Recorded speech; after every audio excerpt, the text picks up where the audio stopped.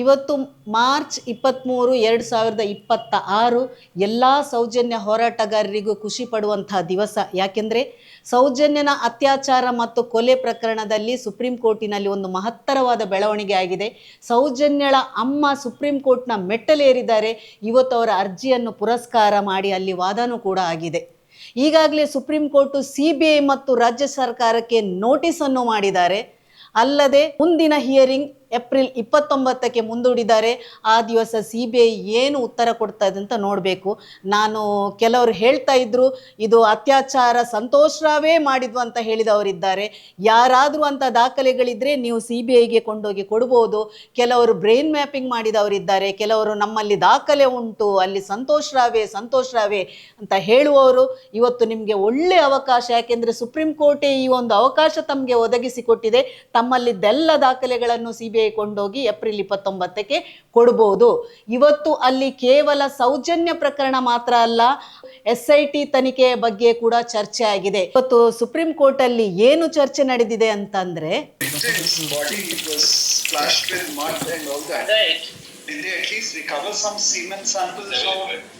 Supreme court ಅಲ್ಲಿ judge ಕೇಳ್ತಾರೆ, ಆ ಮೃತಳ ದೇಹದಲ್ಲಿ ಮಣ್ಣಿತ್ತು, ಕನಿಷ್ಠ ನೀವು ಸೀಮನ್ ಕಲೆಕ್ಟ್ ಮಾಡಿದ್ದೀರಾ, ಅಂದರೆ ಅಲ್ಲಿನ ವೀರ್ಯವನ್ನು ಕಲೆಕ್ಟ್ ಮಾಡಿದ್ದೀರಾ ಅಂತ ಕೇಳಿದರು. ಆದರೆ ಅದಕ್ಕೆ ಯಾವ ರೀತಿ ಇವರು ಉತ್ತರ ಕೊಡ್ತಾರೆ ಅಂತ ನೋಡಬೇಕು. ಇವರ ಹಣೆ ಬರಕ್ಕೆ ಯಾವ ರೀತಿ ಜಡ್ಜ್ಮೆಂಟ್ ಬಂದಿದೆ ಅಂತ ನೋಡಿ ನೀವು. ಮೃತಳ ವೆಜನಲ್ ಸ್ವಾಬಿನಲ್ಲಿ ಅದನ್ನು ಸರಿಯಾಗಿ ಶೇಖರಣೆ ಮಾಡದೇ ಇರುವುದರಿಂದ DNA ಪರೀಕ್ಷೆಯಲ್ಲಿ ಯಾವುದೇ ಫಲಿತಾಂಶ ಬರಲಿಲ್ಲ. ವೆಜಿನಲ್ ಸ್ವಾಬ್ ಅನ್ನು ಒಬ್ಬ ವೈದ್ಯಾಧಿಕಾರಿ ಒಣಗಿಸಿ ಪ್ಯಾಕ್ ಮಾಡಬೇಕು. ಈ ಮಾಹಿತಿ ಎಲ್ಲ ವೈದ್ಯರುಗಳಿಗೂ ತಿಳಿದಿರುತ್ತದೆ. ನಾವು ಸದರಿ ವೆಜಿನಲ್ ಸ್ವಾಬನ್ನು ಪರೀಕ್ಷೆಗೆ ಒಳಪಡಿಸಿದ್ದರೂ ಸಹ ಅದರಲ್ಲಿ ಫಂಗಸ್ ಇದ್ದುದರಿಂದ ನಮಗೆ ಯಾವುದೇ ಫಲಿತಾಂಶ ದೊರೆಯಲಿಲ್ಲ. Investigation is not properly conducted in the golden hour. The doctor who collected the vaginal swab virtually demolished the entire case of the prosecution at the inception. ನೋಡಿ ಇಲ್ಲಿ ಇವರು ಯಾವ ರೀತಿ ಮಾಡಿದ್ದಾರೆ ಅಂತ, ಇವರಿಗೆ ಒಂದು ವೆಜಿನಲ್ ಸ್ವಾಬ್ ಅನ್ನು ಯಾವ ರೀತಿ ಕಲೆಕ್ಟ್ ಮಾಡಿ ಇಡಬೇಕಂತ ಸಹ ಇವರಿಗೆ ಸರಿಯಾಗಿ ಗೊತ್ತಿಲ್ಲ. ಈ ಡಾಕ್ಟರ್ಗಳಿಗೆ ಇವರ ಇಡೀ ಜಡ್ಜ್ಮೆಂಟ್ ಅಲ್ಲಿ ಹೇಳ್ತಾ ಉಂಟು, ಇವರು ಮಾಡಿದ ಈ ವೆಜಿನಲ್ ಸ್ವಾಬಿನನ್ನು ಸರಿಯಾಗಿ ಕಲೆಕ್ಟ್ ಮಾಡದೆ ಇಡದೆ ಕಾರಣ ಈ ಒಂದು ಇಡೀ ಕೇಸನ್ನು ಇವರು ಹಾಳು ಮಾಡಿಬಿಟ್ರು. ಇಲ್ಲದಿದ್ದರೆ ಸೌಜನ್ಯನ ಕೇಸಿಗೆ ಆವತ್ತೇ ನ್ಯಾಯ ಸಿಗ್ತಾ ಇತ್ತು. ಇಡೀ ಒಂದು ಕೇಸನ್ನು ಹಾಳು ಮಾಡಿಬಿಟ್ಟ ಇಂಥ ಅಧಿಕಾರಿಗಳು ಇದೇ ಜಡ್ಜ್ಮೆಂಟ್ ಅಲ್ಲಿ ಹೇಳಿದೆ, ಇವರಿಂದಾಗಿ ವೆಜಿನಲ್ ಸ್ವಾಬಿಂದಾಗಿ ಹಾಳಾಗಿದೆ. ಇವತ್ತು ಅಲ್ಲಿ ಸುಪ್ರೀಂ ಕೋರ್ಟ್ ಅಲ್ಲಿ ಜಡ್ಜ್ ಸಮೇತ ಮೊದಲನೇದಾಗಿ ಕೇಳಿದ್ದು ವೆಜಿನಲ್ ಸ್ವಾಬಿನ ಬಗ್ಗೆ. ಒಂದು ಜಡ್ಜ್ ಇದ್ರ ಬಗ್ಗೆ ಪ್ರಶ್ನೆ ಮಾಡುವುದಾದ್ರೆ, ಒಬ್ಬ ಡಾಕ್ಟರ್ಗಳಿಗೆ ವೆಜಿನಲ್ ಸ್ವಾಬ್ ಹೇಗೆ ಕಲೆಕ್ಟ್ ಮಾಡಿ ಇಡುದು ಅಂತ ಗೊತ್ತಿಲ್ಲ ಹೇಳುವುದಾಗಿ ನಮ್ಗೆ ಅಸಹ್ಯ ಅನ್ನಿಸ್ತಾ ಉಂಟು. ನಾಳ್ದು 29ಕ್ಕೆ ಯಾವ ರೀತಿ ಇವರು ಈ ದಾಖಲೆ ಕೊಡ್ತಾರಂತ ನಾವು ನೋಡಬೇಕು.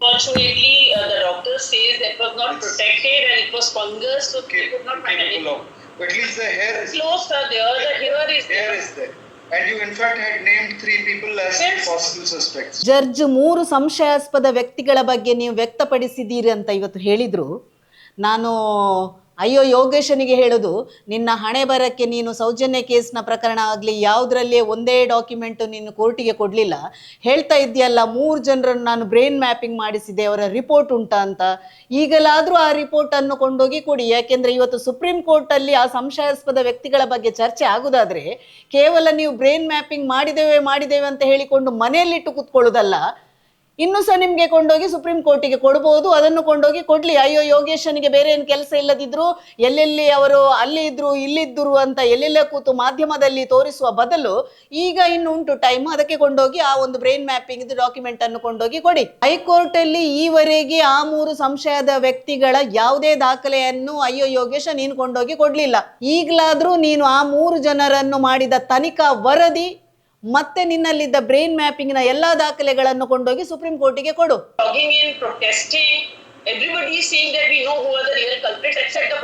ನೋಡಿ ಇವತ್ತು ವಕೀಲರಲ್ಲಿ ಹೇಳ್ತಾ ಇದ್ದಾರೆ, ಸೌಜನ್ಯ ಪ್ರಕರಣದಲ್ಲಿ ಕರ್ನಾಟಕದ ರಾಜ್ಯಾದ್ಯಂತ ಜನರಿಗೂ ಎಲ್ಲರಿಗೂ ಗೊತ್ತುಂಟು ಇದ್ರೆ ಅತ್ಯಾಚಾರ ಯಾರು ಮಾಡಿದಾರಂತ.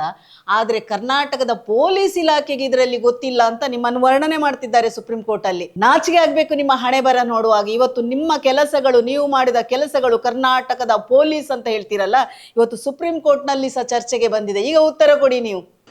And this is done by the CBI. CBI, my lords, I have actually seen the report. They have not done any actual further investigation. They proceeded on the basis of the investigation done by the police without adding a word into it. ಇವತ್ತು supreme ಕೋರ್ಟ್ನ judge ಕೇಳ್ತಾರೆ ಇದು ತನಿಖೆಯಲ್ಲಿ CBI ತನಿಖೆ ಮಾಡಿದ ಅಂತ. ಯಾಕೆಂದ್ರೆ ವಕೀಲರಲ್ಲಿ ಹೇಳ್ತಾ ಇದ್ದಾರೆ ಸಿಬಿಐ ತನಿಖೆ ಮಾಡಿದ ಏನಿಲ್ಲ, ಪೊಲೀಸ್ನವರು ಯಾವ ರೀತಿ ರಿಪೋರ್ಟ್ ಕೊಟ್ಟಿದ್ದಾರೆ ಅದನ್ನೇ ಬಂದು ಸಿಬಿಐ ಮಾಡಿದೆ ವಿನಃ ಸಿಬಿಐ ವಿಭಿನ್ನವಾಗಿ ಮಾಡಲಿಲ್ಲ. ಹಾಗಾಗಿ ಜಡ್ಜ್ ಆಶ್ಚರ್ಯ ಪಡುವ ಸಂಗತಿ ಇದೊಂದು ಸಿಬಿಐ ತನಿಖೆ ಮಾಡಿದ ಅಂತ ಕೇಳ್ತಿದ್ದಾರೆ. ನಮ್ಮ ಕರ್ನಾಟಕಕ್ಕೆ ಬಂದು ಸಿಬಿಐ ಅವರು ಯಾವ ರೀತಿ ತನಿಖೆ ಮಾಡಿದ್ದಾರೆ ಅಂತ ಈಗ ಸುಪ್ರೀಂ ಕೋರ್ಟ್ ಅಲ್ಲಿ ಚರ್ಚೆ ಆಗ್ತಾ ಉಂಟು. ಸಿಬಿಐ ಅವರು ಯಾವ ರೀತಿ 29ಕ್ಕೆ ದಾಖಲೆ ಕೊಡ್ತಾರ ಅಂತ ನೋಡ್ಬೇಕು. When I was reading the statement of the SHO in this case, he says I did not seize the CCTV footage. DNA, girls, umbrella was missing. So that such a faulty or maybe deliberately faulty, I would say that's why so many rapes are happening in this country, because if the police is not doing their job properly. ಇವತ್ತು supreme court ಅಲ್ಲಿ ಚರ್ಚೆ ಆಗ್ತಾ ಉಂಟು. ಸೌಜನ್ಯನ case ಮಾತ್ರ ಅಲ್ಲ, ಸರಿಯಾಗಿ police ಇಲಾಖೆ ತನಿಖೆ ಮಾಡದ ಕಾರಣ ಅತ್ಯಾಚಾರಿಗಳಿಗೆ ಭಯ ಇಲ್ಲದೆ ಈ ರೀತಿ ಅತ್ಯಾಚಾರ ಆಗ್ತಾ ಉಂಟು. ನಿಮ್ಮ ಕರ್ನಾಟಕ ಪೊಲೀಸ್ ಇಲಾಖೆಯ ಗುಣಗಾನ ಆಗ್ತಾ ಉಂಟು.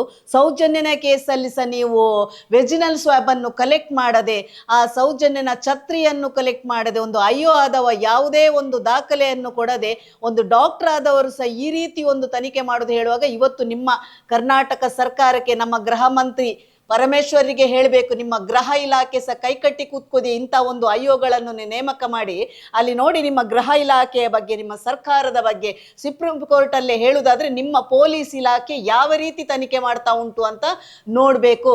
ಸೌಜನ್ಯನ ಕೇಸ್ ಹಳ್ಳ ಹಿಡ್ದದು ನಿಮ್ಮ ಅಧಿಕಾರಿಗಳಿಂದ, ನಿಮ್ಮ ಪೊಲೀಸ್ ತನಿಖೆಯಿಂದ.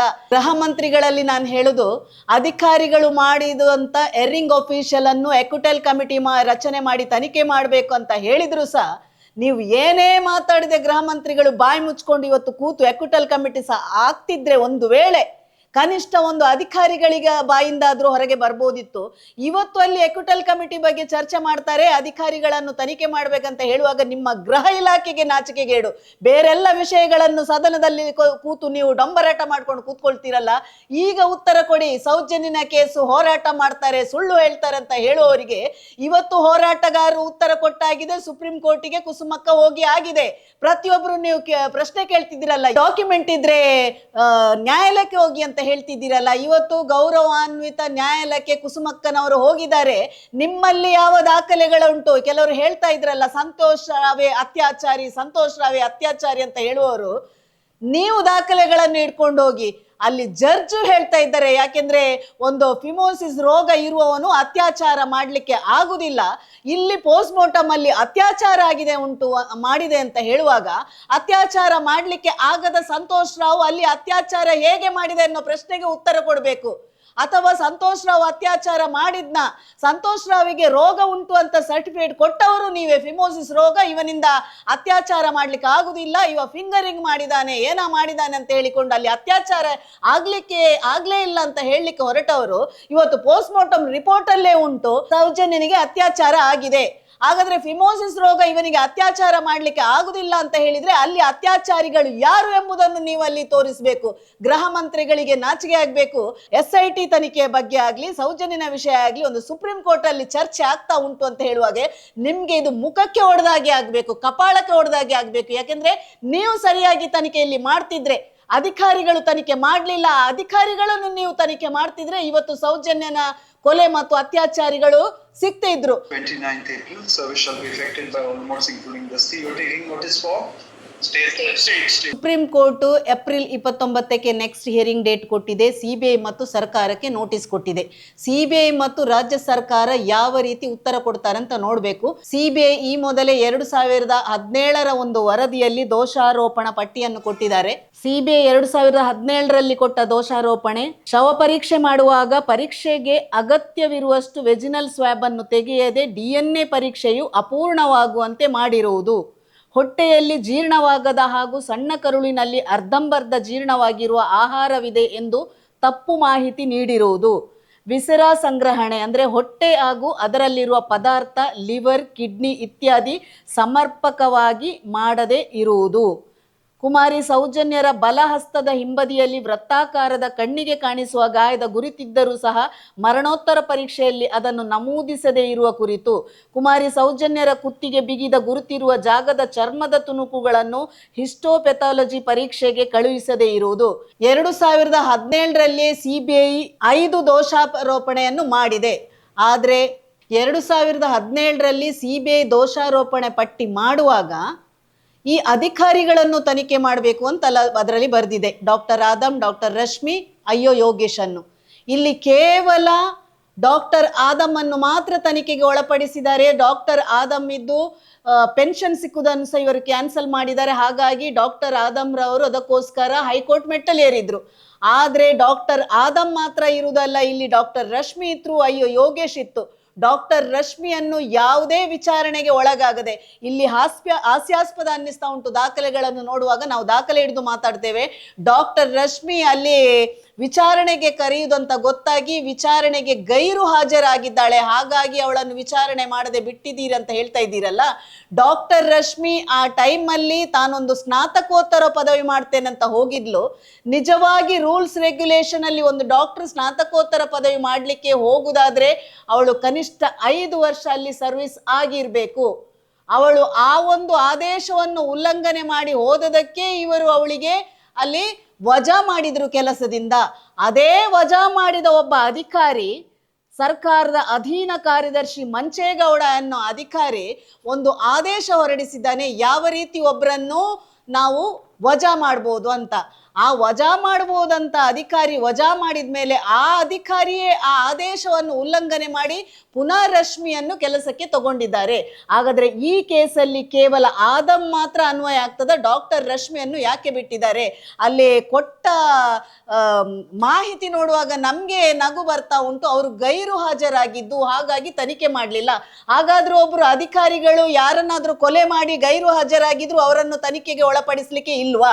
ಈ ಮಂಚೇಗೌಡನನ್ನು ಕೂಡ ಸರ್ಕಾರ ತನಿಖೆ ಮಾಡಬೇಕು. ಯಾಕಾಗಿ ಇವಳು ಗೈರು ಹಾಜರಾಗಿ ವಜಾ ಮಾಡಿದ ನಂತರ ಸಹ ಪುನಃ ಇವಳನ್ನು ಕೆಲಸಕ್ಕೆ ತಗೊಂಡ್ರಿ? ಕೇವಲ ಇದಕ್ಕೆ ಡಾಕ್ಟರ್ ಆದಮ್ಗೆ ಮಾತ್ರ ಪನಿಷ್ಮೆಂಟ್ ಯಾಕೆ ಕೊಟ್ಟಿರಿ? ಈಗ ನಮ್ಗೆ ಸಂಶಯ ಆಗ್ತಾ ಉಂಟು. ಡಾಕ್ಟರ್ ಆದಮ್ಗೆ ಪ್ರತಿಯೊಂದು ಗೊತ್ತಿತ್ತು, ಇವಳಿಗೂ ಗೊತ್ತಿತ್ತು. ಆದ್ರೆ ಡಾಕ್ಟರ್ ಆದಮ್ ಪಾಪ ಬ್ರೈನ್ ಹ್ಯಾಮರೇಜ್ ಅಲ್ಲಿ ಸತ್ರ ಅಥವಾ ಬ್ರೈನ್ ಹ್ಯಾಮರೇಜ್ ಆಯ್ತಾ ಮಾಡಿಸಿದ್ರ ಅಂತ ಗೊತ್ತಿಲ್ಲ, ಯಾಕೆಂದ್ರೆ ಅವರು ಕೋರ್ಟ್ ಮೆಟ್ಟಲು ಏರಿದ್ರು. ಆದ್ರೆ ಇವಳು ಯಾವುದೇ ತನಿಖೆಗೆ ಒಳಪಡಿಸದೆ, ತನಿಖೆಗೆ ಬರದೆ ಎಲ್ಲ ಆದೇಶವನ್ನು ಉಲ್ಲಂಘನೆ ಮಾಡಿದವಳಿಗೆ ಯಾವುದೇ ಒಂದು ಡಿಪಾರ್ಟ್ಮೆಂಟ್ ಇಂದ ಅವಳಿಗೆ ಪ್ರಾಬ್ಲಮ್ ಆಗಲಿಲ್ಲ. ಅವಳನ್ನು ಪುನಃ ಕೆಲಸಕ್ಕೆ ಸೇರಿಸಿಕೊಂಡಿದ್ದಾರೆ. ಅವಳದು ಯಾವುದೇ ವಿಚಾರಣೆ ಆಗಲಿಲ್ಲ ಅಂತ ಹೇಳುವುದಾದ್ರೆ, ಇವತ್ತು ಇನ್ನಾದರೂ ಸುಪ್ರೀಂ ಕೋರ್ಟ್ ಅಲ್ಲಿ ನಿಜವಾಗಿ ಈ ಅಯ್ಯೋ ಯೋಗೇಶ್ ಮತ್ತು ಡಾಕ್ಟರ್ ರಶ್ಮಿಯನ್ನು ತನಿಖೆ ಮಾಡಿದ್ರೆ ಖಂಡಿತ ಗೊತ್ತಾಗ್ತದೆ ಸೌಜನ್ಯನ ಅತ್ಯಾಚಾರ ಕೊಲೆ ಮಾಡಿದ್ದು ಯಾರು ಅಂತ. ಏಪ್ರಿಲ್ 29ಕ್ಕೆ CBI ಯಾವ ದಾಖಲೆಯನ್ನು ಕೊಡ್ತದೆ ಅಂತ ನಾವು ನೋಡಬೇಕು. ರಾಜ್ಯ ಸರ್ಕಾರಕ್ಕೆ ಸಹ ಜವಾಬ್ದಾರಿ ಇದೆ. ನೀವು ಹೋಗಿ ಸುಪ್ರೀಂ ಕೋರ್ಟಿಗೆ ಉತ್ತರ ಕೊಡಲೇಬೇಕಾಗ್ತದೆ. ಅಲ್ಲದೆ ಇವತ್ತು ಕೇವಲ ಸೌಜನ್ಯನ ಕೇಸ್ ಮಾತ್ರ ಅಲ್ಲ, ಇವತ್ತು SITಯ ಬಗ್ಗೆ ಅಲ್ಲಿ ಚರ್ಚೆ ಆಗಿದೆ. Dharmasthala case. No, now SIT has been constituted. SIT has been constituted, but they dug up the whole We thing. recovered some 17 odd bodies. So 17 odd bodies Yes, were ಧರ್ಮಸ್ಥಳದ SITಯ ಬಗ್ಗೆ ಸುಪ್ರೀಂ ಕೋರ್ಟ್ ಅಲ್ಲಿ ಚರ್ಚೆ ಆಯಿತು. ಮಾತ್ರವಲ್ಲದೆ ಅಲ್ಲಿ 17 body ಸಿಕ್ಕಿದೆ ಎನ್ನುವ ವಿಷಯ ಕೂಡ ಸುಪ್ರೀಂ ಕೋರ್ಟ್ನ ಗಮನಕ್ಕೆ ಬಂತು. ಹಾಗಾಗಿ ನಾನು SIT ಅವರಲ್ಲಿ ಹೇಳೋದು, ಇವತ್ತು ಸೌಜನ್ಯ ಕೇಸಲ್ಲಿ ಯಾವ ಅಧಿಕಾರಿಗಳ ಬಗ್ಗೆ ಸುಪ್ರೀಂ ಕೋರ್ಟಲ್ಲಿ ಚರ್ಚೆ ಆಗ್ತಾ ಇದೆ, ಮುಂದೆ ಒಂದು ದಿನ ನೀವು ಕೂಡ ಇದೇ ರೀತಿ ಅವರಾಗೆ ಮಾಡಿದರೆ ನಿಮ್ಮ ಹೆಸರುಗಳ ಚರ್ಚೆ ಕೂಡ ಮುಂದಿನ ದಿನಗಳಲ್ಲಿ ಸುಪ್ರೀಂ ಕೋರ್ಟಲ್ಲಿ ಬರ್ಬೋದು. ಹಾಗಾಗಿ ಆ ರೀತಿ ಆಗದಾಗೆ ಒಳ್ಳೆ ರೀತಿಯಲ್ಲಿ ನೀವು ತನಿಖೆಯನ್ನು ಮಾಡ್ತೀರಿ ಎನ್ನುವ ವಿಶ್ವಾಸ ಇದೆ. ಇವತ್ತು ಸೌಜನ್ಯ ಕೇಸಲ್ಲಿ ಸುಪ್ರೀಂ ಕೋರ್ಟಲ್ಲಿ ಒಳ್ಳೆ ಚರ್ಚೆಗಳಾಗಿದೆ. ಮುಂದಿನ ದಿನಗಳಲ್ಲಿ ಒಳ್ಳೆ ಬೆಳವಣಿಗೆ ಆಗ್ತದೆ. ಈ ಒಂದು ತಂಡವನ್ನು ರಚಿಸಿದಂತಹ ನಮ್ಮದೇ ದಕ್ಷಿಣ ಕನ್ನಡ ಜಿಲ್ಲೆಯವರಾದ ಸುಪ್ರೀಂ ಕೋರ್ಟ್ನ ಸೀನಿಯರ್ ಕೌನ್ಸಿಲ್ ಆದ ಶೇಖರ್ ಡಿ ದೇವಸ್ಯ ಅವರು ಒಂದು ಒಳ್ಳೆ ತಂಡವನ್ನು ಕಟ್ಟಿಕೊಂಡು ಈ ಸೌಜನ್ಯನ ಒಂದು ಕೇಸಿಗೆ ಸುಪ್ರೀಂ ಕೋರ್ಟ್ನ ಮೆಟ್ಟಲೇರಿದ್ದಾರೆ. ಯಾಕೆಂದರೆ ಒಂದು ಹೆಣ್ಣಿನ ನ್ಯಾಯಕ್ಕೋಸ್ಕರ ನಮ್ಮದೇ ದಕ್ಷಿಣ ಕನ್ನಡ ಜಿಲ್ಲೆಯ ಒಬ್ಬ ವ್ಯಕ್ತಿ ಇದನ್ನು ಹಿಡ್ಕೊಂಡು ಒಂದು ಪಾಂಗಾಳ ಗ್ರಾಮದ ಒಂದು ಸಾಮಾನ್ಯ ಒಂದು ಹುಡುಗಿ ಅತ್ಯಾಚಾರ ಕೊಲೆಯ ಬಗ್ಗೆ ಸುಪ್ರೀಂ ಕೋರ್ಟ್ನ ಮೆಟ್ಟಲಿವರೆಗೆ ಹತ್ತಿಸಿದಂಥ ಆ ಒಂದು ತಂಡಕ್ಕೆ ಮತ್ತು ಈ ಒಂದು 14 ವರ್ಷ ಸತತವಾಗಿ ಹೋರಾಟ ಮಾಡಿ ಈ ಒಂದು ಹೋರಾಟವನ್ನು ಜೀವಂತವಾಗಿ ಇರಿಸಿದ, ಏನೇ ಕೇಸುಗಳು ಬಿದ್ದರೂ ಗಡೀಪಾರಾದರೂ ಯಾವುದೇ ಎದೆಗುಂದದೆ ಈ ಕೇಸಲ್ಲಿ ಗಟ್ಟಿತನದಂತ ನಿಂತಹ ನಾಯಕರಾದ ಮಹೇಶ್ ಶೆಟ್ಟಿ ತಿಮರೋಡಿಯವರಿಗೆ ಹಾಗೂ ಸೌಜನ್ಯನ ಅಮ್ಮ ಏನೆಲ್ಲ ಅಪವಾದಗಳನ್ನು ಸಹಿಸಿಕೊಂಡು ತನ್ನ ಮಗಳಿಗೋಸ್ಕರ ನ್ಯಾಯ ಕೇಳ್ತಾ ಇವತ್ತು ಸುಪ್ರೀಂ ಕೋರ್ಟ್ ಮೆಟ್ಟಲೇರಿದ್ದಾರೆ. ಹಾಗಾಗಿ ತಕ್ಕ ಪ್ರತಿಫಲ ಖಂಡಿತ ಸಿಗ್ತದೆ.